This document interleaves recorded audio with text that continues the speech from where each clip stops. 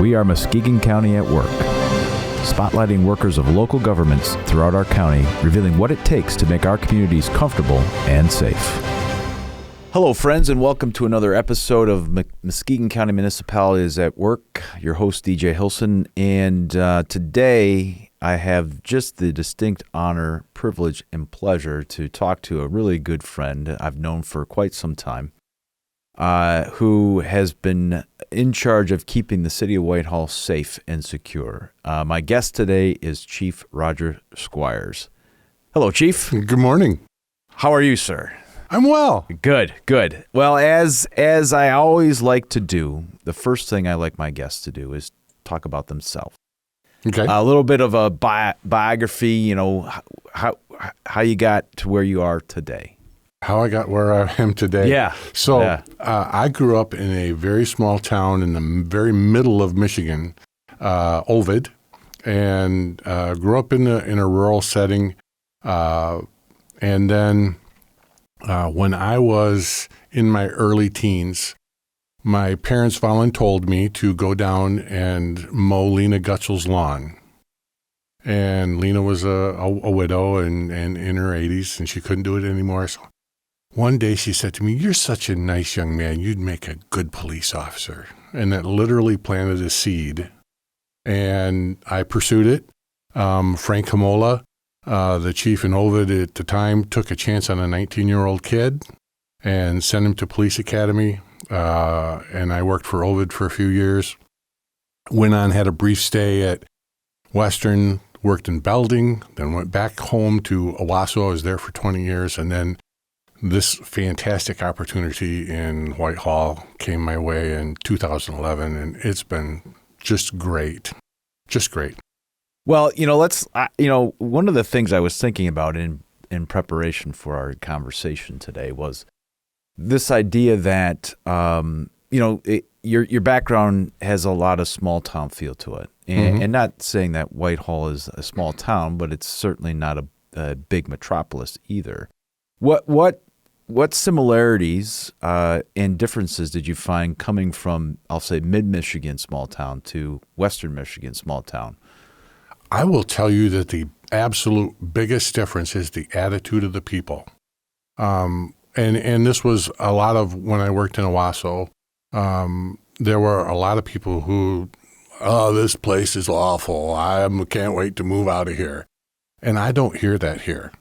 We live where people come to vacation, and the attitude of people is just so different. And I will even say, as my work in relationship to other agencies, it's an entirely different attitude. It's great. This is amazing. So talk to me a little bit about this transition, because if my memory of your career is correct, you in Owasso, you were a detective sergeant. Were you commanding in Owasso? I can't remember. Yes. So I started in Owasso in 1990. Yeah. I got promoted to sergeant in 96. Then for a time in the early 2000s, I was kind of the administrative sergeant, took care of day shift administrative tasks and ran the computer system there. And then when the chief left, I was named interim for a time. And then when the new chief was selected, I was back to sergeant and worked on the night shift again for a while. Loved working on the night shift. It was good fun. Then went to detective, was in the detective bureau when I got the call from Whitehall. All right, so that kind of, thank you for that, because that leads me to my next question, which is moving from sort of working your way through, I'll say as a line, front line person, to you had a little brief stint as an interim, but there's a difference between interim and then actually becoming the chief and running a department. What was that transition like for you? Well, but I guess I had. When I was 19 and started in Ovid, I couldn't even buy my own bullets then. But I knew at that point that someday I wanted to be chief, somewhere, somehow. And I had always thought through what kind of chief would I want to be? How would I start? And so when I came to Whitehall, I came in with a plan not to do anything. I learned Muskegon County. I learned Whitehall before I started changing anything. But then when it was my turn, I wanted a lot of change. Well, let's talk about that. What did you see, or what have been some of the biggest, for lack of a better way to describe it, changes that you've been able to implement in your time here at Whitehall as chief? I will look at one of the first things I changed once I started changing things was a policy procedure manual. When I started in Whitehall, the policy procedure manual still spoke about revolvers and speed loaders, and we'd had auto loaders for years by that point. And so, the policy procedures and then my expectations. I'm very detailed oriented, and so my expectation was you did a report on everything that you did. I don't care if you walked around a building because someone called about a suspicious noise. I wanted a complete report about it. What did you do? What did you see? And it has played out when officers decide that they are not going to do a report. That's the person who calls me, and I have nothing to refer to. So it's my expectations were to be, we do the very best we can on the little stuff with the idea that you will play how you practice, and when the big stuff comes up, this is just an easy transition to just expand on what you've done. And so that was a big thing for me, is to change the expectations of, we're not going to blow this off. We're going to treat everything like it's important. Well, and I think that's really an important philosophy to have, regardless of the size of your department. You create that expectation because, as you know through your career, you can't work from memory. No. And certainly, even the small, I'll say, report or complaints might turn into something else later on down the road. And if you don't have anything to reference to, then we're working from memory. Absolutely. That is very significant, because it can be that what you, and this would be an example, you get a call of a suspicious person. And I remember this, I'll tell a story to emphasize this. When I was in Belding, I pulled over a young man for speeding. And he said he had to speed because his drive shaft was broken, and if he didn't speed, his car vibrated. And he had a very specific type of car. And, probably 3-4 weeks later, I took a report where there was a drive shaft stolen off from a particular type car. And I didn't make the connection at first. I really didn't. And then I saw that same kid drive by me later that day, and the light went on. Those things do connect. And if a night shift officer sees something and makes a report on it, when the day shift officer comes in and gets a report of a break into a vehicle, then that light comes on. We can connect these two.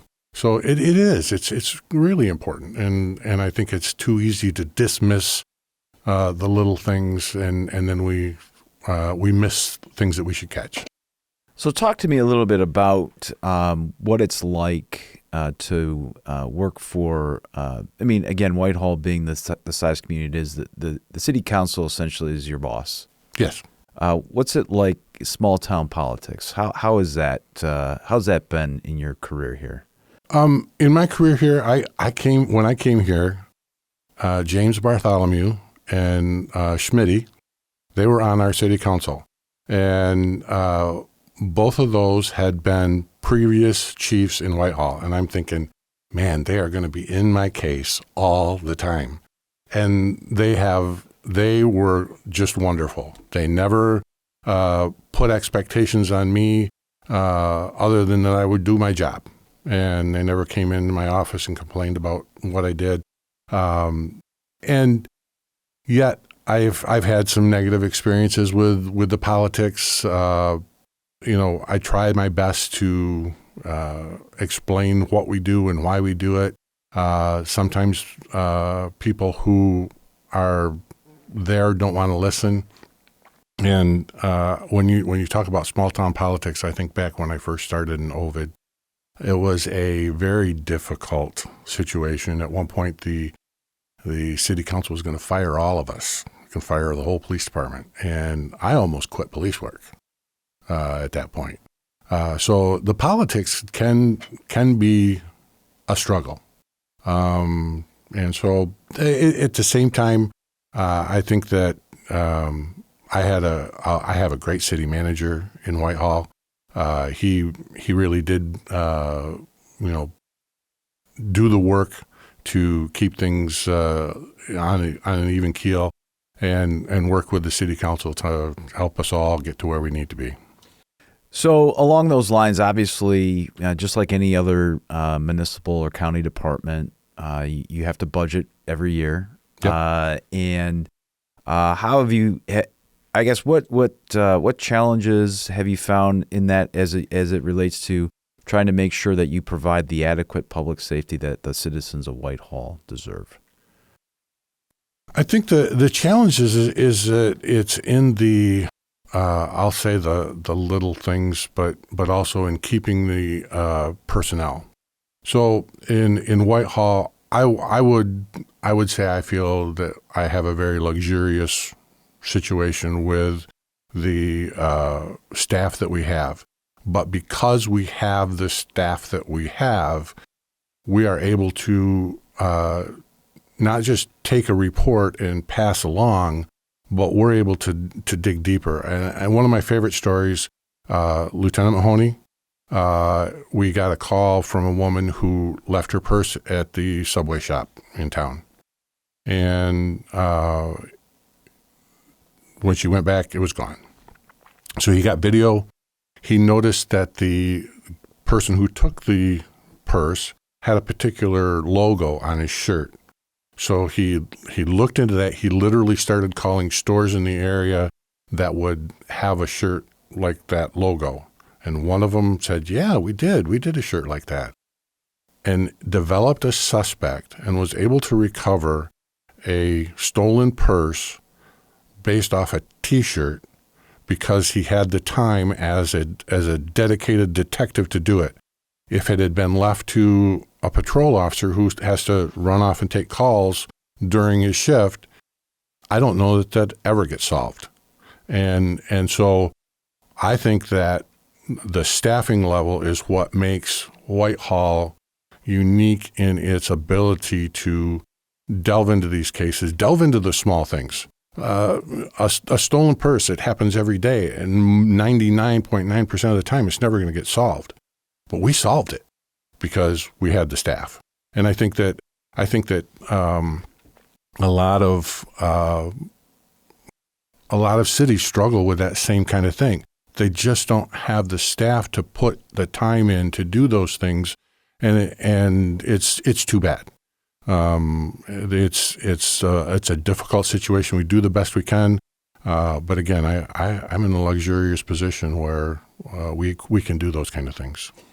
Along those lines, obviously you've been in law enforcement. You've made it a career for many years, and I'm sure you've seen the ebbs and flows. And it seems now we're in that sort of period of time where it's really difficult. When you talk about staff, it's really difficult to get people to be interested in law enforcement. Yes. First and foremost. Secondly, then go out and find those people and hire them, and then more importantly, retain them. How has that been? How has that challenge been sort of toward the last 5 or so years here? Well, I'll brag. I think that I'm in a pretty good position because nobody seems to want to leave Whitehall. As a matter of fact, people would want to come to Whitehall. Now, is that because of me? I don't know. But nonetheless, I'll take credit for it. So we haven't had too much of a struggle, except now and right now we're seeing that there's no part-time people available. When I started, there was 5 or 6 part-time people who, when we needed a shift coverage or somebody's on vacation, there were people available because they were waiting for that full-time job. And we became a training ground for a lot of officers. There's a lot of deputies that started in Whitehall. And so there was a time when this was really good, and now it's really lean. And I don't know exactly what it is, and I couldn't blame it all on the anti-cop movement of a few years ago. It's not all just that, but I think that it's a huge contribution too. But it's a different culture where I don't know that people feel that honor called to serve their community like they used to be, and so I don't know how that one gets corrected. I think that eventually the negative police perception will wane because I do believe that people understand what we do enough to know that when you need help, you're still going to call us.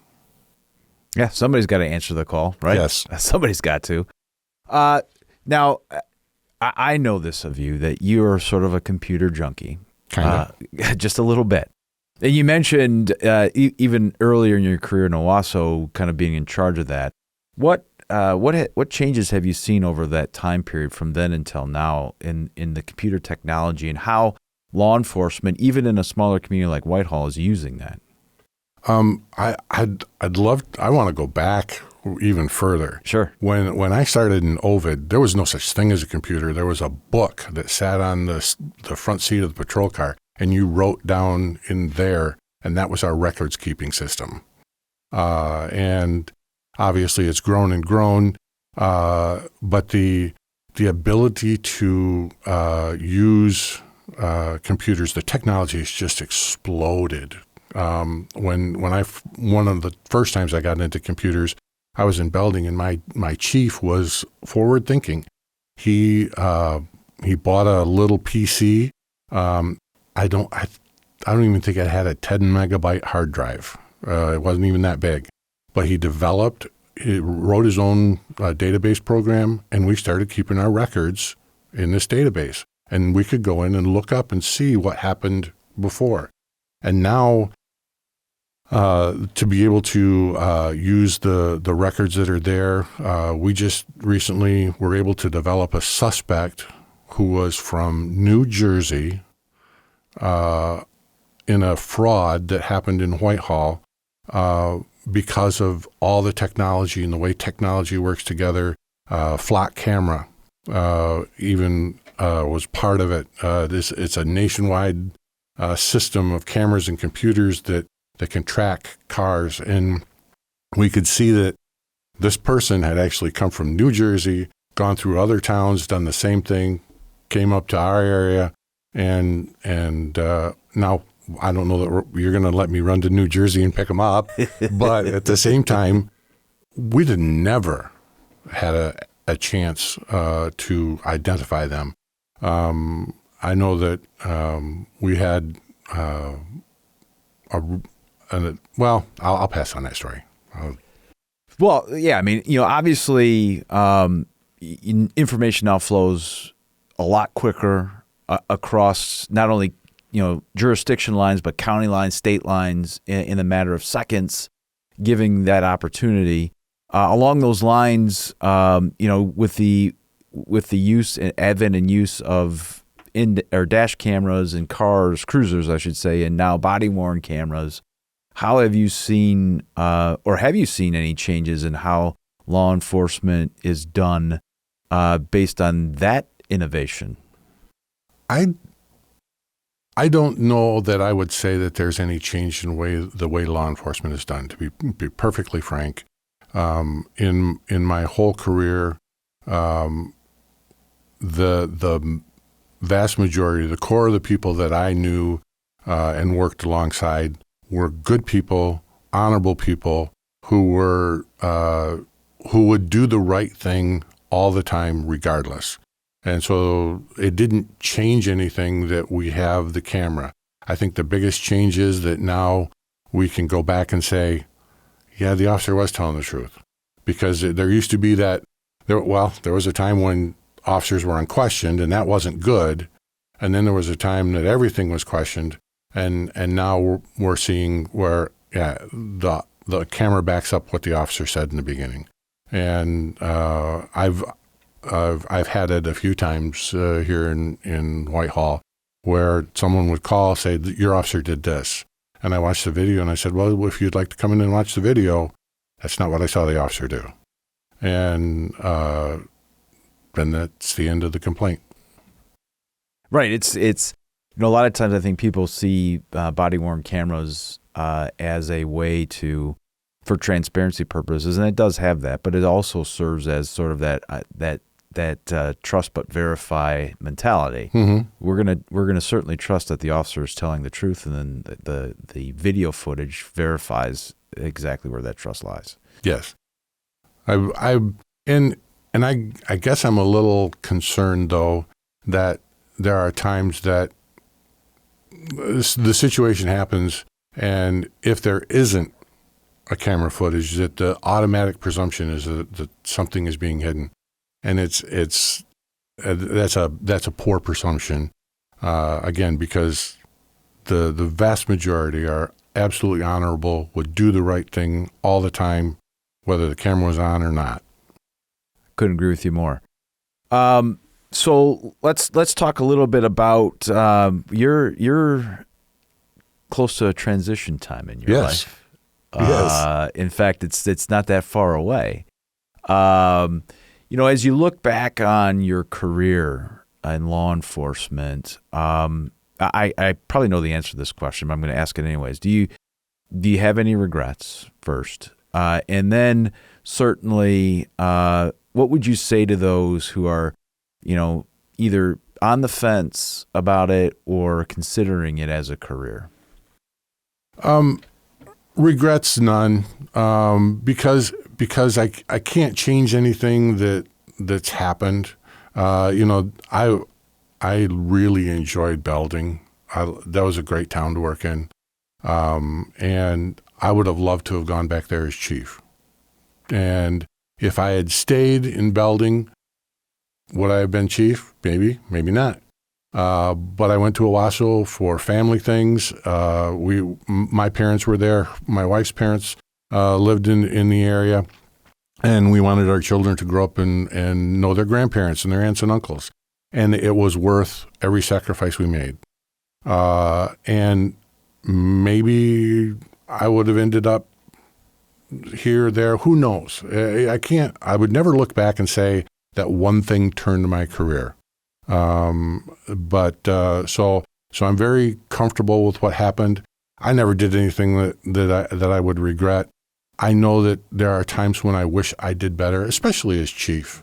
I always intend to do the best for my officers, the citizens, the city, and sometimes, I just wish I had more energy or I had more resources or all these different things.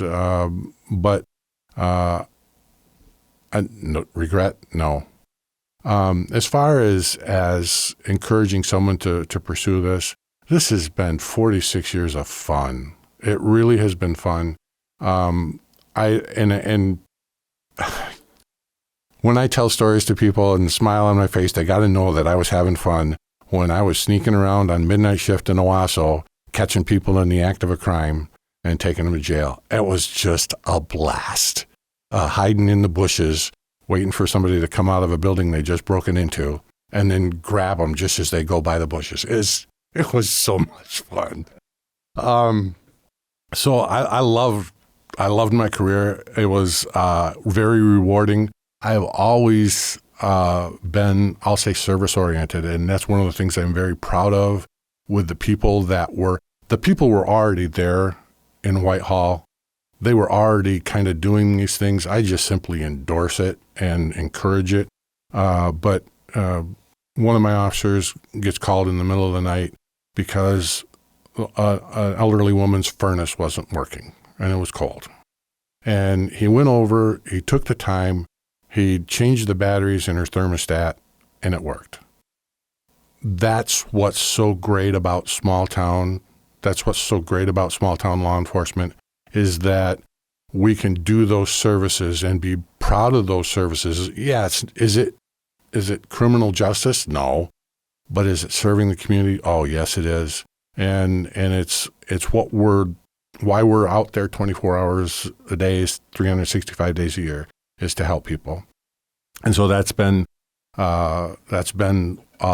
truly rewarding for me. I've done those same kind of things. An elderly woman whose toilet needed fixing at 2:00 in the morning. I've done that, and it's just there's no better feeling walking away and having helped somebody when they were struggling with something that somebody else would have seen as being very minor. Well, I love how you've highlighted sort of the difference between, I'll say, metropolitan police work, which you would never have the time to do those things. Never, no. Versus, as you know, we're classifying small town, but again, it may not necessarily fit the role of a police officer, but in a community like Whitehall, that's part of being a police officer. Absolutely, I think so.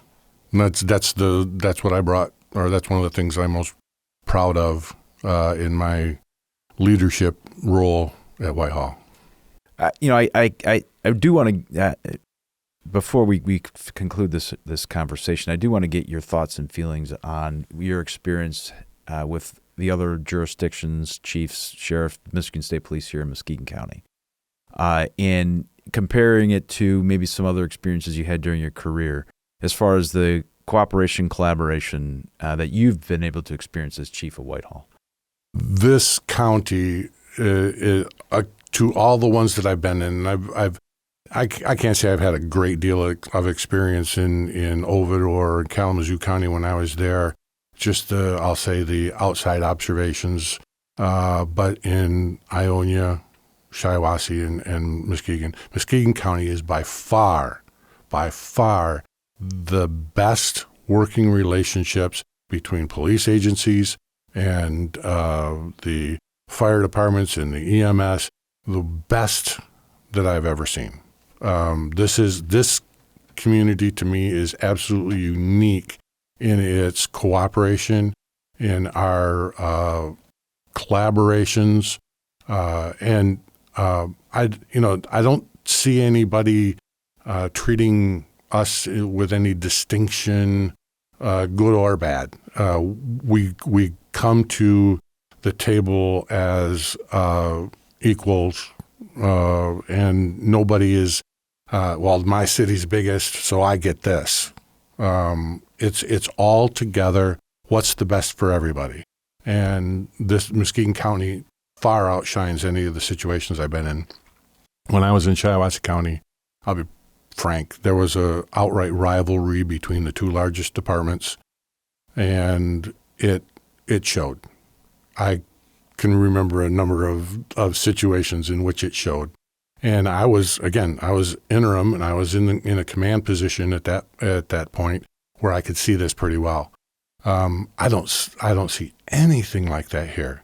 I have chiefs call me for ideas, recommendations, questions, and I'm just this little guy in little old Whitehall, and yet I feel as an equal among some very intelligent and excellent leaders that we have here in Muskegon County. Well, yeah, for me, one of the biggest things that I remember, and this would have been earlier in your career as chief as Whitehall, but it was really important when we had a series of pretty significant crime happening in another jurisdiction, and we put together a task force. You were one of the many departments, as small as you were, to lend us some folks with experience to help in investigating that series of crime. And again, it was a small token of gratitude, I guess, in order to make make those cases successful, and it really had nothing to do with Whitehall. Well, it didn't, but it did. Because what happens in Muskegon County impacts Whitehall. And also what happens in Whitehall, I can call on resources if I'll say that if I hadn't participated, who am I to then say, hey, I need help? So you got to give to get. And so I'm more than happy to give because we can. And I think the person that I sent is very well qualified, and he'll be qualified to take over when I walk out the door. Lieutenant Mahoney will do a great job as Chief Mahoney. But it's that give and take, and I think that everybody needs to understand that we're all part of the whole and work together in that way, and whatever you can contribute. Last thoughts from you. You know, as you're making this transition, in general, we've seen some transition from some of our departments here locally. Yes. At the chief level. I'll say, they might not look at themselves as a younger generation, but they are. I mean, you look at Montague, and you look at now at Muskegon Township. Yes. You look at Whitehall coming up here shortly. What pieces of advice would you give this new rise to leadership that's coming here to Muskegon County? There's the couple things that I would think of, and one of them I'll say is relationships.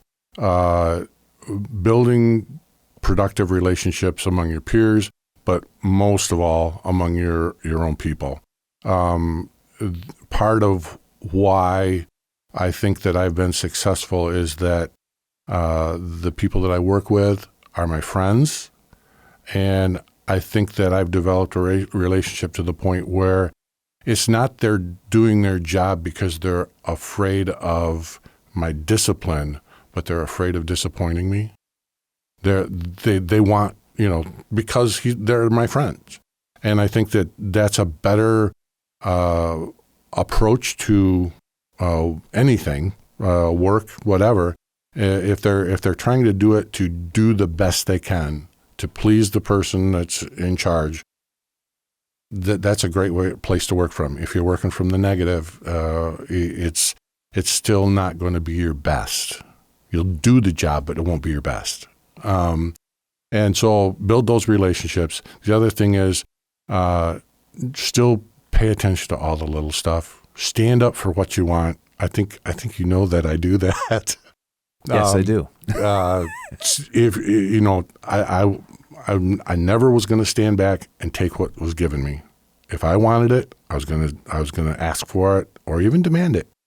And so yes, go for what you want, stand for it, work for it, pay attention to those little things. Well, great words of advice, even for a young buck like myself. See what you like. Well, Chief, listen, it is an absolute pleasure to have this conversation with you today. Thank you for your many years of service. Thank you for your friendship during your time here as chief. You have taught me a lot, even from the city of Whitehall.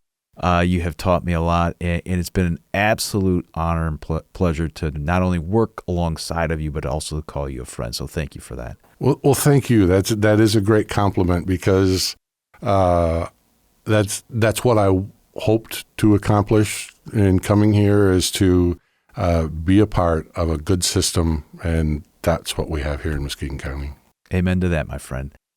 Well, ladies and gentlemen, that's the episode for today. Thank you so much for continuing to find us, download us, and watch us. We are Muskegon Municipalities at work, digging into the areas of municipal government, county government that you may not know exist. And today we had a great example of what it really means to have that small town feel and how important it is, not only to the town itself, but to the community at large. As always, your host, DJ Hilson, continue to look for us, and this program does not happen without the ingenuity of one Mike Vogus.